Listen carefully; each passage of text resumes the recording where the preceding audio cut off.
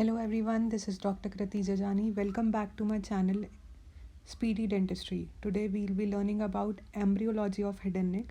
केवल basic structure पढ़ेंगे. तो सबसे पहले हमें क्या पता होना चाहिए कि एम्ब्रियोलॉजी में क्या होता है. ट्राई लैमिनार स्ट्रक्चर है ये. एम्ब्रियो बेसिकली क्या है, 10th वीक तक का जो स्ट्रक्चर है उसके बाद हम उसे क्या बोलेंगे. 10th वीक तक तो हम उसे एम्ब्रियो बोलेंगे, उसके बाद हम उसे फीटस बोलेंगे. तो 10th वीक तक का जो ये ट्राई लैमिनार स्ट्रक्चर होता है 1 2 3, दैट इज़ एक्टोडर्म, मीजोडर्म और एंडोडर्म. इस स्ट्रक्चर को हम एम्ब्रियो बोलते हैं. तो बेसिकली इसमें क्या होता है, हमारे पास दो बल्जेस फॉर्म होते हैं. दो बल्जेस कौन से होते हैं, सबसे पहला एक तो ब्रेन का बल्ज होगा और दूसरा पेरिकार्डियल बल्ज होगा. ब्रेन का और पेरिकार्डियम का. और हमें पता है ब्रेन और हार्ट के बीच में कौन सा स्ट्रक्चर होता है, माउथ. तो यहाँ पे एक डिप्रेशन डेवलप होगा जैसे हम बोलेंगे स्टोमेटोडियम. स्टोमेटोडियम जो है वही पर एक बक्कोफेरेंजियल मेम्ब्रेन इसको सेपरेट करेगी और फिर यहाँ पर स्टोमेटोडियम वाली रीजन में फेरेंजियल आर्चेस डेवलप करेंगे.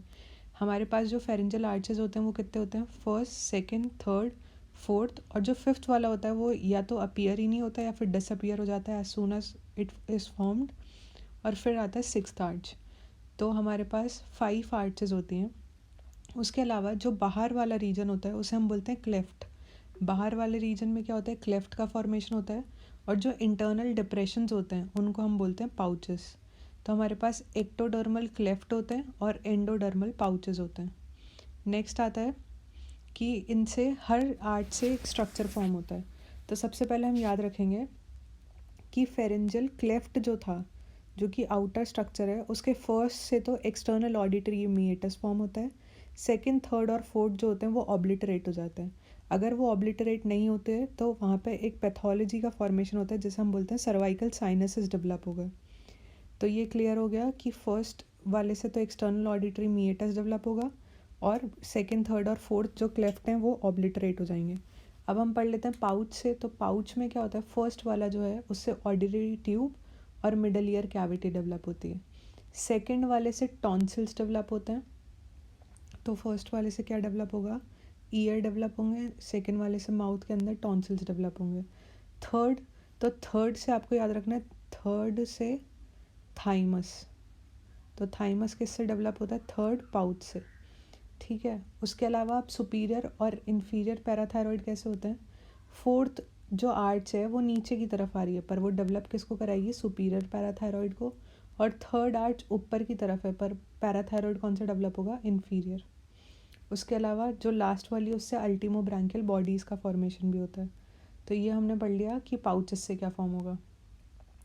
अब हम इसमें पढ़ेंगे कि बेसिक जो आर्चेज़ हैं उनसे क्या डेवलप होता है. तो सबसे पहले नर्व सप्लाई देख लेते हैं. तो नर्व सप्लाई को कैसे याद रखना है, फर्स्ट आर्च है, सेकेंड आर्च है, थर्ड, फोर्थ और फिफ्थ है ही नहीं, फिर सिक्स्थ. फर्स्ट आर्च की जो नर्व सप्लाई होती है वो होती है फिफ्थ क्रेनियल नर्व. सेकेंड की जो होती है वो होती है seventh cranial nerve. Then comes third की कौन सी होगी, नाइन्थ. फोर्थ की होती है 10th मतलब वेगस. और इस सिक्स्थ की भी होती है 10th वेगस. तो 5, 7, 9 और 10.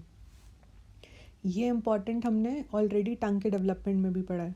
तो हमने पढ़ लिया कि एसोसिएटेड क्रेनियल नर्व कौन सी हैं.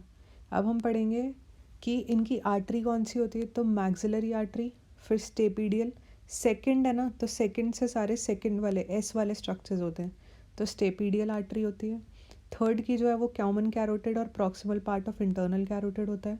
फोर्थ में आर्च ऑफ, फोर्थ और सिक्स्थ में आपको क्या याद रखना है, आर्च ऑफ अयोटा और डक्टस आर्टेरियोसस याद रखना है. नेक्स्ट अब हम पढ़ेंगे कि स्ट्रक्चर्स क्या डेवलप होते हैं. तो स्ट्रक्चर्स में इंपॉर्टेंट आता है, फर्स्ट वाले से मसल्स ऑफ मास्टिकेशन डेवलप होगी और मेलियस और इनकस याद रखनी है. ये वो चीज़ें हैं जो पक्का फॉर श्योर याद रखनी है. उसके अलावा आपको याद रखना है interior belly of digastric first से डेवलप होता है. और कौन से, ईयर में टेंसर टिम्पैना है और पैलेट, जो पैलेट है टेंसर पैलेटिनी वो डेवलप होता है और माइलोहायोइड होती है. सेकंड में मैंने क्या कहा था, सेकंड है. तो सेकंड तो एस स्टेपीडियल आर्टरी होगी और स्ट्रक्चर्स भी सारे एस वाले होंगे. Stapedius, stylohyoid. उसके अलावा हमारी stapes, styloid process, stylohyoid ligament. Lesser horn को हम सुपीरियर हॉर्न भी बोल सकते हैं और अपर बॉडी ऑफ हायोइड मतलब superior body of hyoid. Lesser horn या स्मॉलर हॉर्न. तो ये सारे एस स्ट्रक्चर्स डेवलप होते हैं। उसके अलावा पोस्टीरियर बेली, एंटीरियर बेली फर्स्ट से डेवलप हो गई थी, पोस्टीरियर बेली सेकेंड आर्ट से डेवलप होती है। उसके अलावा ये कौन सा होता है, फेशियल एक्सप्रेशन की है, तो फेशियल नर्व सप्लाई करेगी। और ये किसका था, muscles of mastication, trigeminal nerve supply करेगी। नेक्स्ट हम आते हैं थर्ड पे। थर्ड वाली जो है उससे क्या डेवलप होता है, स्टाइलोफेरेंजियस होता है। ग्लॉसोफेरेंजियल सप्लाई करती है स्टाइलोफेरेंजियस मसल को, जो कि थर्ड से डेवलप होता है। उसके अलावा greater horn of hyoid bone develop होगा और lower part of hyoid develop होगा। नेक्स्ट हम आते हैं कि फोर्थ और सिक्स्थ से क्या होगा। तो सिक्स्थ सुनते ही लेरिंग्स याद रखना है, और फोर्थ के मतलब फोर्थ से थायराइड वाली चीज़ें, तो थायराइड, क्रिकॉइड, रेटिनॉइड, कॉर्निकुलेट तो फोर्थ से डेवलप होंगे, और सिक्स से क्यों जो लेरिंग्स है वो डेवलप होगा, तो इंट्रेंसिक मसल्स ऑफ लेरिंग्स। और ऊपर वाले से फेरिंग्स वाले स्ट्रक्चर्स डेवलप होते हैं, constrictors of pharynx, levator palatini and cricothyroid. Thank you and stay tuned for more.